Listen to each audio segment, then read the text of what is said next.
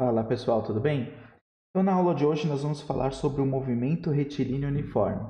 Finalmente, a gente já vai entrar no conteúdo de física depois desse monte de aula bônus, né? Mas a ideia, pessoal, das aulas bônus é dar uma base matemática para aqueles alunos que não tiveram um ensino de matemática muito bem estruturado no ensino médio, tá bom? Então, são aulas básicas, mas importantes. E se você tiver dúvida, volta lá, tá bom? É importante que esses conhecimentos estejam claros, porque eu acho mais fácil você ter o conteúdo de matemática antes de entrar no conteúdo de física. Para aprender as duas coisas ao mesmo tempo, acaba ficando um pouquinho complicado, não é verdade? Então vamos lá.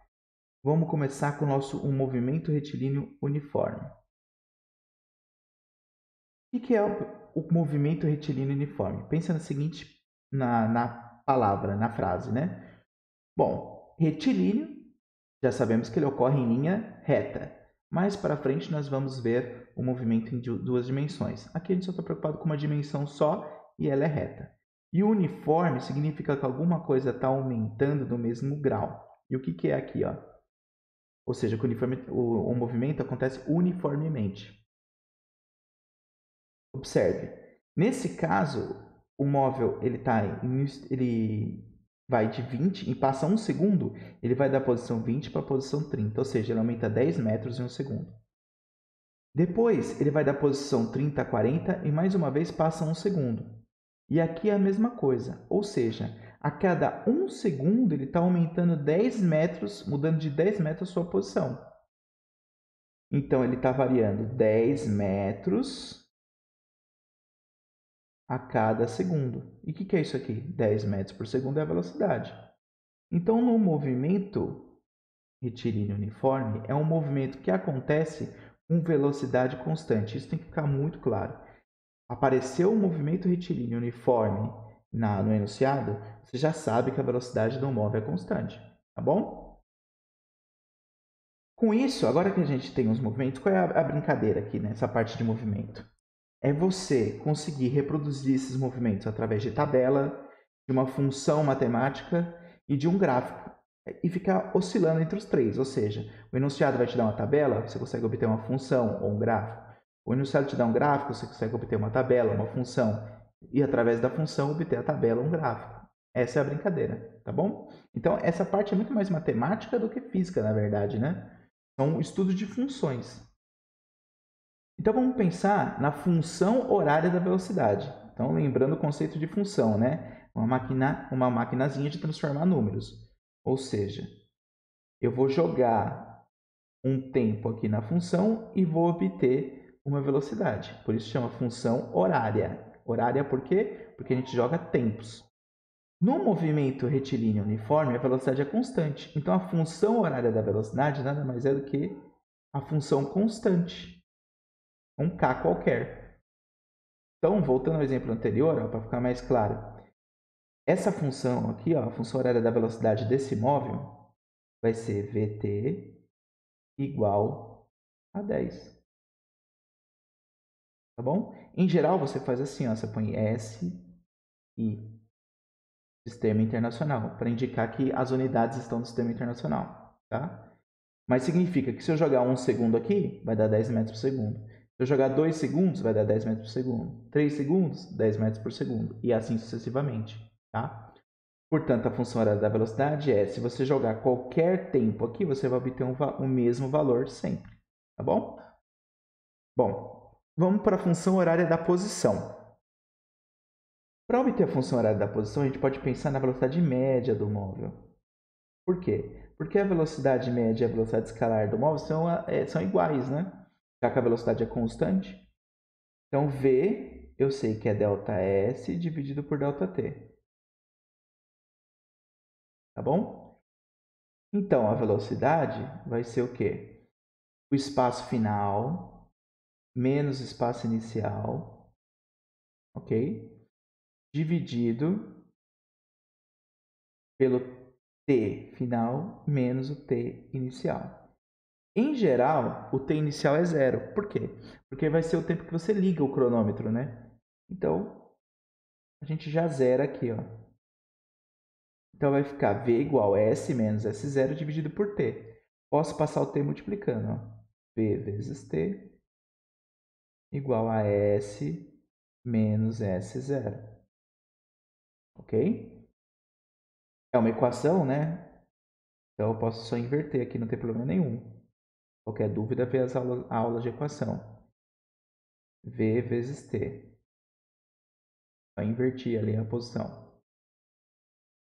Então eu passo S0 para o outro lado, né? Então fica S igual a S0 mais V vezes T. Essa daqui, pessoal, é a função horária, tá? Por que horária? Porque eu vou jogar um tempo da posição do MU, do movimento uniforme, ou MRU, né? Movimento retilíneo uniforme. Tá bom? Se você quiser escrever isso de um ponto de vista matemático, em física a gente costuma escrever assim. Mas você também pode escrever assim, ó, como se fosse uma função, ó. ST é igual a S0 mais V vezes T. Tá bom? O que significa isso? Eu vou jogar um tempo aqui na maquininha de transformar e vou obter a posição do móvel. Então, é a função da horária, porque depende do tempo, da posição do móvel, ok? Perceba que isso daqui, ó, se eu comparar com uma função de primeiro grau, ó, f de x igual a x mais b. Foi o que nós vimos na aula bônus, né? Então, a velocidade, ó, é como se fosse o a. Como se estivesse substituindo a velocidade por a. E o S0 é o b. Portanto, isso daqui carrega todas as mesmas propriedades da uma função de primeiro grau. Tá bom? Eu quero trabalhar bastante esse raciocínio com vocês ao longo de todo o curso. Porque, basicamente, quando a gente chegar numa função, você fala assim, é uma função de primeiro grau. Então, você já tem todo aquele pacote matemático, ok? Bom, eu vou mostrar um exemplo aqui para ficar mais claro. Que é aquilo que eu estou falando. Normalmente o enunciado vai dar uma tabela, um gráfico, e você vai ter que achar a função horária ou vice-versa. Então, nesse caso, foi dada uma tabela que eu tenho, ó, dos tempos e as posições do móvel. Agora, olha que interessante. Ele quer que a gente determine a função horária desse automóvel. A gente percebe que passou 2 horas aqui e a posição do móvel mudou de 30, ó, foi de 200 para 170 km. Então, baixou 30 km a posição. Depois baixou 30 de novo, no mesmo tempo, ó, intervalo de tempo, de 2 horas. E assim sucessivamente. Então, eu já sei que esse movimento ele é retilíneo e uniforme. E isso é importante. Por quê que eu sei que é retilíneo e uniforme? Porque a posição, a variação da posição está diminuindo com a mesma taxa sempre. Então, eu sei que a equação, a função horária, vai ser desse tipo aqui, ó. S igual a S0 mais V vezes T. Tá bom? Lembrando que a gente não põe o T aqui por uma questão de que físico é preguiçoso. Mas você pode colocar aqui para lembrar que é uma função, tá bom? Então, olha só. O espaço inicial, esse é o mais fácil. O que é o espaço inicial? Ele acontece quando o tempo é zero, né? Tanto é assim que se você jogar T0 aqui, você vai ver que vai ficar vezes zero e vai dar o espaço, tá? Então, eu sei que o espaço inicial consigo obter direto da tabela, ó. Corre quando o tempo é zero. Então, é 200 quilômetros, tá bom? Agora a velocidade. Como que eu vou obter a velocidade? Simples. Eu posso pegar qualquer intervalo de tempo aqui que foi dado na tabela. Então, eu vou pegar esse aqui mesmo, ó. Ou seja, daqui para cá, né? O que aconteceu daqui para cá? Ó? Poderia pegar daqui para cá, poderia pegar daqui para cá, qualquer coisa, porque é a média, a velocidade média, como a velocidade do móvel é constante, a média é igual à velocidade escalar em todo intervalo de tempo. Então, V é ΔS dividido por ΔT. Qual foi a variação do espaço aqui, ó? 170 menos 200, né? O final menos o inicial. Então, vou pôr aqui, ó. 170 menos 200. Ok? Dividido o intervalo de tempo. 2 menos 0. Opa. 2 menos 0. Então, isso aqui vai ficar 170 menos 200, menos 30. Dividido por 2, que é igual a menos 15 quilômetros por hora. Ok? O que significa velocidade negativa, lembra?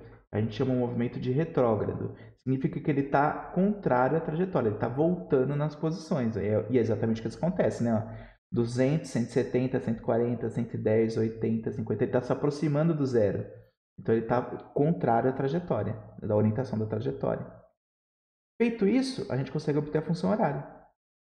Tá? S é igual a S0, que é 200, menos 15 vezes o t. Então, achei a minha maquininha de transformar tempo em velocidade, tá? Seria mais ou menos essa a ideia. Estou falando bem genericamente, tá? Então, eu jogo o tempo aqui, faço a conta e obtenho a posição. A máquina de transformar tempo em posição, desculpa, a função horária da posição. Jogo o tempo aqui e obtenho a posição. Qual é a vantagem em relação à tabela? Várias, né? Eu não preciso ficar escrevendo uma tabela gigantesca do móvel, né? Eu consigo, através da equação matemática, descrever toda a tabela. Também perco pelo lado visual, então a gente poderia fazer um gráfico, que é o que a gente vai fazer na próxima aula, tá bom? Vamos testar, olha, se eu jogar 4 aqui, ó, 4, vamos supor que, tá vendo? Se fosse dado só esses dois valores aqui, e a gente soubesse que o móvel continua com velocidade constante, a gente poderia obter todos os outros valores da tabela, ó, 4. 15 vezes 4 dá 60. 200 menos 60, 140, que é a posição do móvel, tá? Então, por isso que chama função. Eu jogo o tempo e obtenho a posição do móvel. Ok? Vamos para o próximo. Agora, por exemplo, ó, ele está dando a função horária, a equação horária do móvel. Alguns chamam de equação, alguns livros chamam de equação e outros de função. Foi até bom ter aparecido isso aqui. Eu chamo de função, acho que é muito melhor, tá? Acho que faz muito mais sentido. Mas alguns livros chamam de equação. Existe uma diferença entre elas, mas que é uma diferença mais de tecnicidade matemática. Vamos ao que importa aqui. Que ele deu essa função e ele quer saber a posição inicial, a velocidade e o instante em que ele passa pela origem. Bom, vou escrever a função aqui, ó. S igual a 10 menos 2t. Vou comparar com a função do movimento uniforme. S igual a S0 mais V vezes T. Estou comparando, tá? Então, olha só. O 10 é o S0 e o V é menos 2. Então, isso aqui já dá a resposta. Qual é a posição inicial do móvel? A posição inicial é 10. Como está no SI? Metros. E qual a velocidade do móvel? A velocidade, olha, é menos 2. E como está no SI? Metros por segundo. Agora ele quer saber o instante que passa pela origem, ou seja, quando a posição do móvel for zero. Então eu venho e substituo na função. S igual a 10 menos 2 vezes t. Ele quer saber qual é o tempo, instante, em que S é zero. Então, S vai ser 0, 10 menos 2t. Passo para o outro lado aqui, ó, 2t igual a 10.